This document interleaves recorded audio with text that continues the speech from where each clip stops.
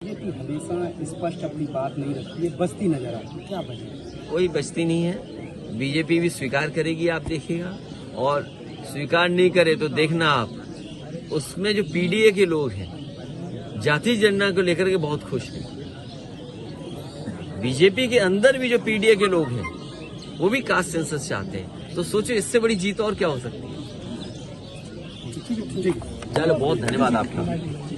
देखिए, मैं बहुत ऐसी कोई बात नहीं कहना चाहता हूं जिससे माहौल बिगड़े, लेकिन ये बात आपको स्वीकार करनी पड़ेगी। जितने लोग हैं, मैं जितने चैनलों को देख रहा हूं या यूट्यूब पर या कहीं न कहीं, सबसे ज्यादा जातिवादी अगर कोई पार्टी है तो वो भारतीय जनता पार्टी। ये आज मैं पहली बार नहीं कह रहा हूं, इससे पूर्व में भी मैंने कहा कि सबसे ज्यादा जातिवादी पार्टी कोई है तो वो भारतीय जनता पार्टी है। उस घटना में भी लाभ लेना चाहती है राजनीतिक, और तब जब पूरी की पूरी गलती भारतीय जनता पार्टी की सरकार की है। कभी कोई पूछे जाकर के कि जो परिवार थे उन्होंने कितनी बार दरखास्त दी, कौन अधिकारी नहीं था जिसके सामने वो गए ना हो न्याय के लिए, लेकिन न्याय क्यों नहीं मिला?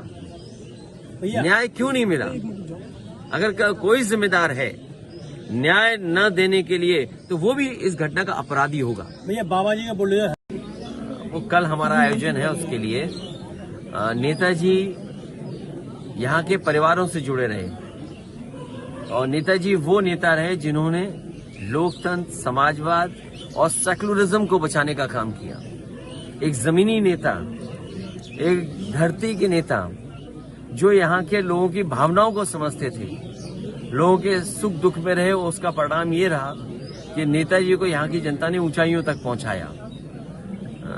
हम लोगों ने याद करते हैं, और ऐसे नेता कभी कभी धरती पर आते हैं। हम लोगों को उन्होंने रास्ता दिखाया, न केवल हम समाजवादियों को बल्कि राजनीति में एक नई दिशा दी उन्होंने। इसलिए उनको हमेशा हम लोग याद करेंगे। आज क्योंकि मान्यवर काशीराम जी को भी हम याद करते हैं कि जिनका योगदान दबे कुचले शोषित वंचित लोगों को जगाने में लगा रहा। बाबा साहब भीमराव अंबेडकर, उनके सिद्धांत और खासकर बहुजन समाज को जागरूक करने का काम और राजनीति में उनको स्थान देने का काम अगर किसी ने किया है तो मान्यवर काशीराम जी ने ये किया। मैं आज उनको याद करता हूं, और ये जगह तो वो है जिसने कभी मान्यवर काशीराम जी को बगल की लोकसभा से लोकसभा में भेजने का काम किया था।